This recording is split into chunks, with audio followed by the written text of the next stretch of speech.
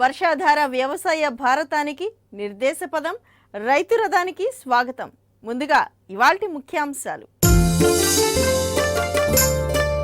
ప్రకృతి వ్యవసాయంలో 65 ఎకరాల్లో వివిధ పంటల సాగు, తక్కువ ఖర్చుతో ఆశాజనకంగా చేతికొస్తున్న దిగుబడి.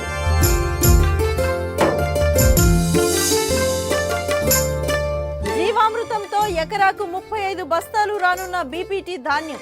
బీపీటీ కంటే 15 బస్తాలు అధికంగా పండనున్న సన్నాలు MTU 1262. ప్రకృతి వ్యవసాయం ఇప్పుడొక విప్లవం. చోహన్ క్యూ సూచించే కొరియన్ న్యాచురల్ ఫార్మింగ్, ఎడారుల్లో బంగారం పండించే German farmer Masanobu Fukuoka theory, permaculture, ఒక్క ఆవుతో 30 ఎకరాల్లో సేద్యం చేసే doctor Subhash Palekar zero budget natural ఫార్మింగే ఈ విప్లవానికి మార్గనిర్దేశం. జీవ వైవిధ్యం నిండిన ప్రకృతితో మమేకమై పొడమి తత్వాన్ని వంట పట్టించుకొని కర్రు సాగిన రైతు తత్వవేత్తలు వాళ్ళు తమ అనుభవాలను సాగు పాఠాలుగా చేసి రైతన్నలకు బోధించారు. నమ్మి ఆచరించిన కర్షకులు తక్కువ ఖర్చుతో దిగుబడులు పెంచుకుంటూ కాసులు గడిస్తున్నారు. అలా 65 ఎకరాల్లో వివిధ పంటలను ఆశాజనకంగా పండిస్తూ ఏటా లక్షలు గడిస్తోన్న రంగారావు సాగు శైలిపై రైతు రథం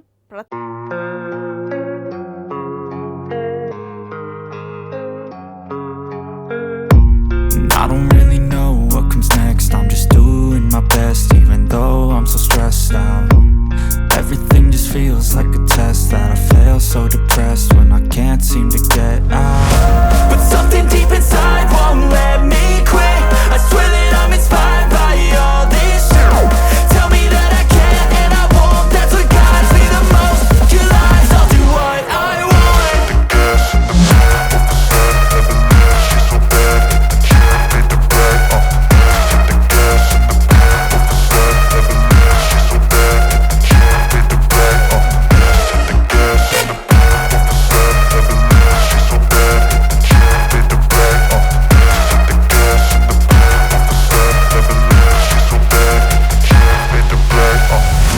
I'm inspired by thirst, I'm inspired by worth.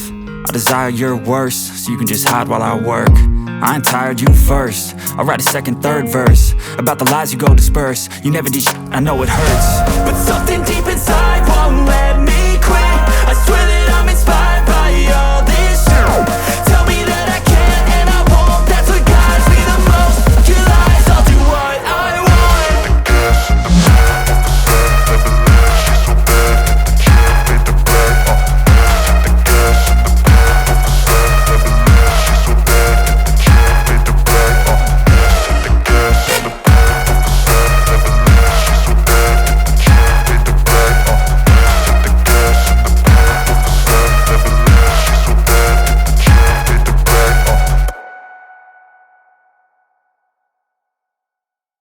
ఇదంతా కూడా మనకి వ్యవసాయంలో ఒక భాగం కాబట్టి ఇవన్నీ ఒక 2 నెలల ముందు నుంచే నేను ప్రాసెసింగ్ చేయటం జరిగింది. తర్వాత 3 సంవత్సరాల నుంచి నేను ఈ మెట్ట మీద మినుము అది వేయటం జరిగింది. మొదటి సంవత్సరం 13 బస్తాలు కాగా గత సంవత్సరం 16 బస్తాలు దిగుబడి వచ్చిందండి. ఈ సంవత్సరం అంతకు తగ్గదేమో అన్నట్టుగా మాకు ఈ పంట అది కనపడుతుంది. 20 సంవత్సరాల క్రితం వ్యవసాయ రంగంలో చాలా ఒడిదుడుకులు, ఈ కంపెనీ పురుగు మందులు రావటం, ఆ పురుగు మందులతో కొన్ని వరిలో దోమపోటు కానీ లేకపోతే మినువుల్లో పూతల పురుగు కానీ ఇవన్నీ సరైన కంట్రోలింగ్ ఉండేది కాదు. తర్వాత నూతనంగా ప్రవేశపెట్టిన కొన్ని మందుల మూలన ఇవాళ రైతాంగం కొంచెం కోలుకోగలుగుతున్నాడు. అయినా సరే దిగుబడుల్లో ఇవాళ 20 సంవత్సరాల క్రితానికి ఇప్పటికి బోల్డ్ అంత తేడా వచ్చిందండి. అప్పుడు 25-30 బస్తాలుగా అయితే ఇవాళ 40 బస్తాలు 50 బస్తాలు దాళవాళ్ళు అయితే 60 బస్తాలు అయిన సందర్భాలు కూడా చాలా రైతులతో నాకు పరిచయాలు ఉన్నాయి కాబట్టి వాళ్ళందరూ చెప్తూ నేను చూడటం కూడా జరిగింది. నేను ఈ సంవత్సరానికి గాను ఒక 50 ఎకరాలు ప్రకృతి వ్యవసాయం వరి వ్యవసాయం చేస్తున్నానండి. దాంట్లో 38 ఎకరాలు 5204 బీపీటీ సాళ్ల పద్ధతిలో ఓడవడం జరిగింది.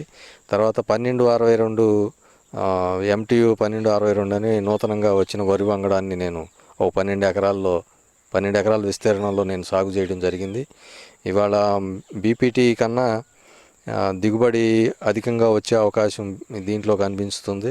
ప్రకృతి సేద్యంలో సన్న రకం ధాన్యం సాగు లాభసాటిగా ఉందంటారు రంగారావు. మనం అనుసరించే సాంప్రదాయ పద్ధతి కంటే బెంగాల్ రైతులు పాటించే చాళ్ల విధానం వల్ల ఎకరాకు 10,000 రూపాయలు ఆదా అని చెప్తున్నారు. విత్తనం, కూలీల ఖర్చు తక్కువ, దోమ, చీడపీడల బెడద పెద్దగా ఉండదు. దిగుబడి పరంగా చూస్తే బీపీటీ 5204 కంటే MTU 1262 దిగుబడి అధికంగా వచ్చేలా ఉందని వివరిస్తున్నారు. 50 ఎకరాల విస్తీర్ణంలో ప్రకృతి వ్యవసాయం చేస్తున్నానండి. దాంట్లో బీపీటీ 38 ఎకరాలను 12 ఎకరాలు 1262 అనే నూతన వరి వంగడాన్ని ఎంచుకోవడం జరిగింది. తర్వాత 3 ఎకరాల విస్తీర్ణంలో PU31 అనే ఫౌండేషన్ సీడ్ని నేను సాగు చేయడం జరిగింది. తర్వాత ఒక 5 ఎకరాల్లో పుల్ల శనగ అంటే బెంగాల్ గ్రాము నేను సాగు చేయడం జరిగిందండి. అది మొక్క దశలో ఉంది, 20 రోజుల పైరండి అది. ఇది ఇంతకుముందు 30 కేజీలు వరి విత్తనాన్ని ఒక ఎకరానికి నారుమడి పోసి దాన్ని లోకల్గా ఉండే కూలీలతోటి ఒక 20 మంది కూలీలతోటి 15 మంది కూలీలతోటి నాటు వేయడం జరిగేది. దాదాపు ఈ రోజున అలా కాకుండా నూతన పంద విధానంలో ఈ బంగ్లాదేశ్ నుంచి, వెస్ట్ బెంగాల్ నుంచి కూలీలను తీసుకొచ్చి వాళ్ళు 5గురు ఒక 10 కేజీలు నారుమడిని ఒక సెంటు విస్తీర్ణంలో పోసి ఆ 1 సెంటు విస్తీర్ణంలో పెరిగిన నారుని 1 ఎకరంలో నాటు వేయడం జరుగుతుంది. ఇవాళ సాళ్ల పద్ధతిలో వాళ్ళు నాట్లు వేయటం వలన నాకు ఖర్చు కలిసి వస్తుంది. ఊడుపు పద్ధతిలో 30 కేజీలు నారు పోసేవారండి, కానీ ఈ సేంద్రీయ వ్యవసాయంలో 10 కేజీలు పోసేవాడిని. ఈ 30 కేజీలు పోయటం వలన 30 కేజీలు 900 ఖర్చు అవుతుంది.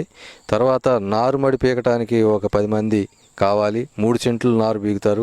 వాళ్ళకి దాదాపు 2500 దాకా వాళ్ళకి నారు బీకినందుకు ఇవ్వాలి. తర్వాత ఊడుపు కూలీ ఊడ్చినందుకు 15 మంది కూలీలు పడతారు. వాళ్ళకి 300 చొప్పున 4500 వాళ్ళకి ఇవ్వాలి. ఇవన్నీ ఖర్చులతో పోల్చుకుంటే మనకి ఇవాళ ఈ వెస్ట్ బెంగాల్ నుంచి వచ్చిన కూలీలు మనకి 10 కేజీలు నారు మనకి అయ్యే ఖర్చు దాదాపు 300 ఖర్చు అవుతుంది, అంతకన్నా మించి అవ్వదు. తర్వాత వాళ్ళే నారు బీక్కుంటారు, వాళ్ళే నారు పోసుకుని వాళ్ళే ఊడ్చుకుంటారు. వాళ్ళకి మేము ఇచ్చేది టోటల్గా 3200 ఇస్తున్నాము. ఈ పాత పద్ధతిలో మనం ఊడ్చే ఖర్చుకి దీనికి చాలా వ్యత్యాసం ఉంటుంది. ఈ వ్యత్యాసం ఉండటం వలన నేను ఈ వ్యత్యాసం ఒకటే కాదు, ఇవాళ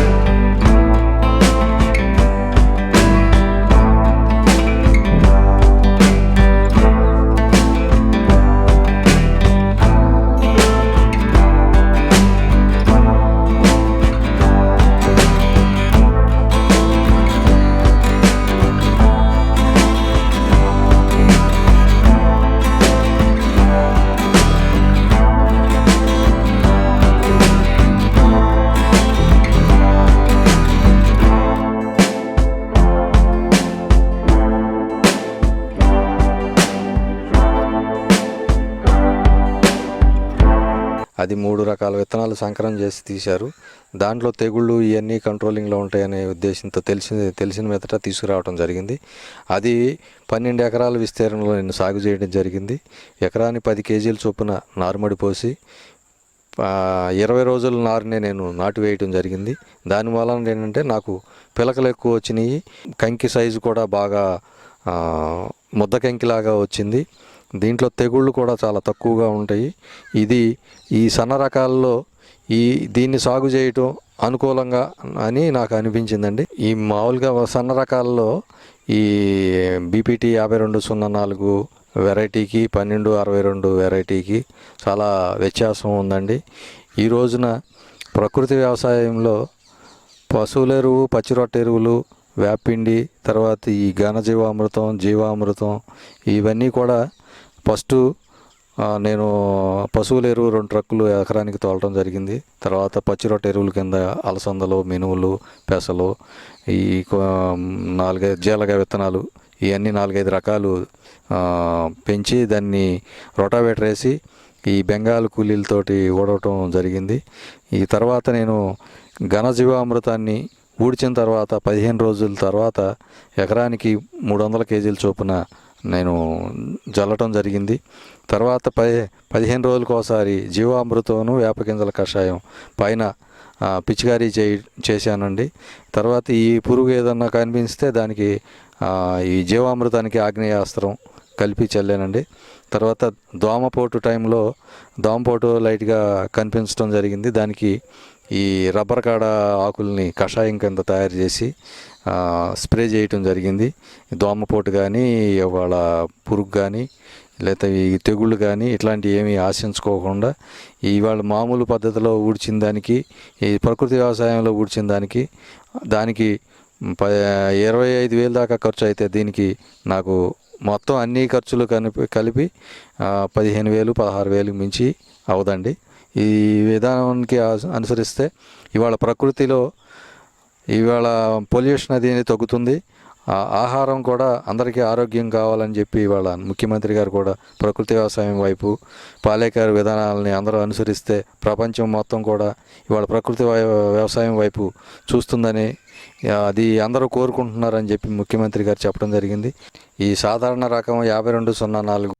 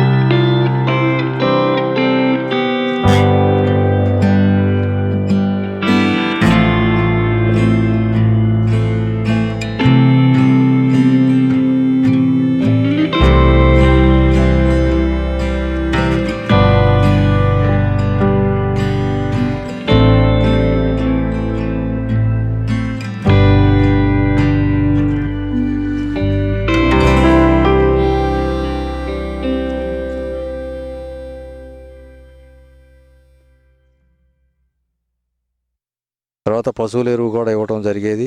తర్వాత ఈ న్యూట్రియంట్స్ లోపాలు, ఈ మెగ్నీషియం సల్ఫేటు, బోరాను ఇవన్నీ కూడా మనం అందిస్తేనే కానీ మొక్క కూడా గ్రోతింగ్ అనేది ఉండేది కాదు. గత 5 సంవత్సరాల నుంచి నేను రసాయనిక ఎరువుల్ని పూర్తిగా ఆఫ్ చేసి ఈ పశువుల ఎరువుని, తర్వాత ఈ ఘనజీవామృతాన్ని ఇవన్నీ ఇవ్వటం మూలన నాకు ఇవాళ ఖర్చులు తగ్గినాయండి, దిగుబడులు పెరిగినాయండి. 15 రోజులకు ఒకసారి ఘనజీవామృతం మొక్క మొదట్లో మొక్కకు వచ్చి 5 కేజీల చొప్పున ఇచ్చేవాడినండి. 20 రోజులకు ఒకసారి జీవామృతాన్ని డ్రిప్ అదే ఉందండి నాకు.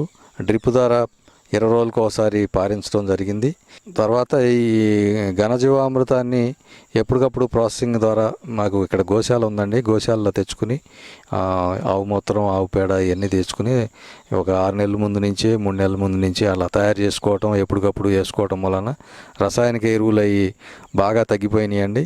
అసలు రసాయనిక ఎరువులు 5 సంవత్సరాల నుంచి వాడకుండా అచ్చంగా ఈ జీవామృతం, ఘనజీవామృతం ఎక్కువ వాడుతున్నామండి. ఘనజీవామృతం తయారు చేయడానికి నాకు అయ్యే ఖర్చు మొత్తం మీద, సంవత్సరం మొత్తం మీద 1 ఎకరానికి వచ్చి ఖర్చు 2000 ఖర్చు అవుతుందండి. కూలీలు వచ్చి ఈ ఘనజీవామృతం మొక్క మొదట్లో పోయడానికి అయ్యే ఖర్చు 1 టన్నుకు వచ్చి దాదాపు 4000 దాకా ఖర్చు అవుతుందండి. ఇవాళ 9000 నాకు వస్తుందండి. ఈ అన్నీ పోను నాకు 5000 దాకా, ఖర్చులన్నీ పోను 5000 దాకా మిగులుతున్నాయి. ఇక 3 ఎకరాల్లో ఫౌండేషన్ సీడ్ PU31 రకం మినుమును పండిస్తున్నారు. దీని పంటకాలం 55 రోజులు.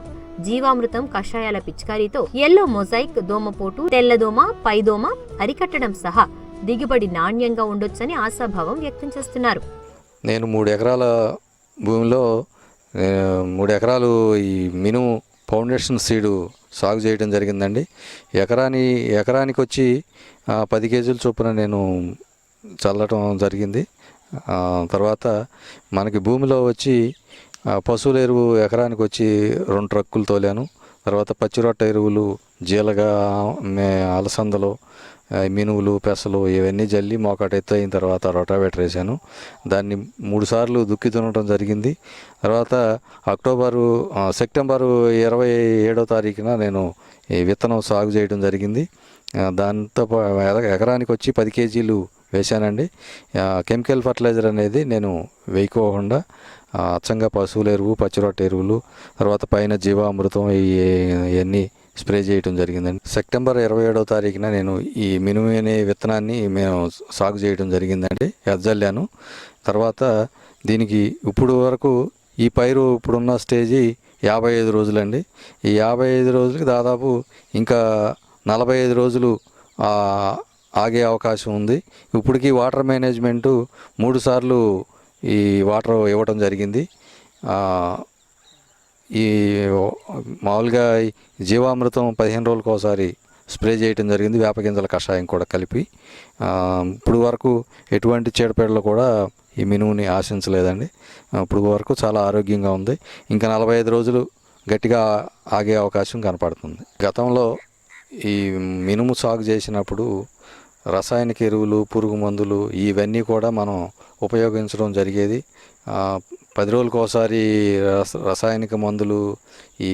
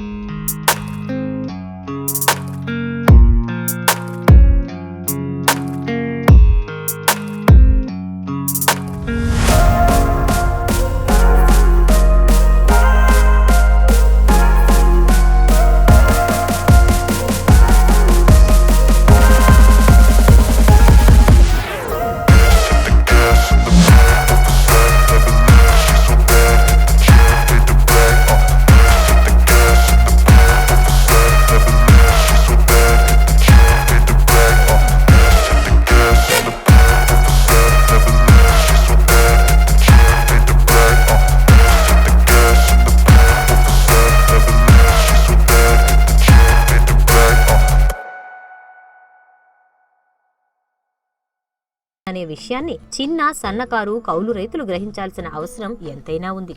అన్నదాతకు వందనం, అన్నపూర్ణకు అభిషేకం. మీ ఏపీ 24/7 రైతు రథంలో మరిన్ని విజయ గాథలతో మళ్ళీ కలుద్దాం. నమస్కారం. వ్యవసాయ అనుబంధ రంగాల్లో సమస్యలతో రుణానికి పరిష్కారాల సమాహారం. రైతు రథాన్ని సంప్రదించాల్సిన మా చిరునామా.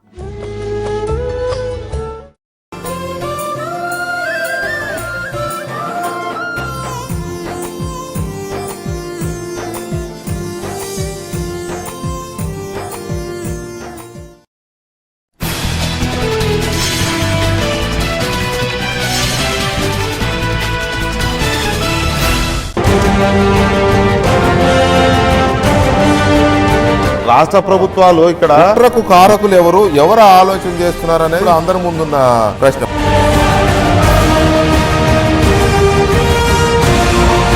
పాకిస్తాన్ ఈ మధ్య పూర్తిగా అమెరికా చంక నుంచి చైనా కౌగిట్లోకి వెళ్ళిపోయింది. ఎందుకంటే భారతదేశానికి వ్యతిరేకంగా. రాహుల్ గాంధీదైనా, ఇటు పవన్ కళ్యాణ్దైనా, ఇంకోటైనా కేంద్ర ప్రభుత్వానికి బాధ్యత అంటారా?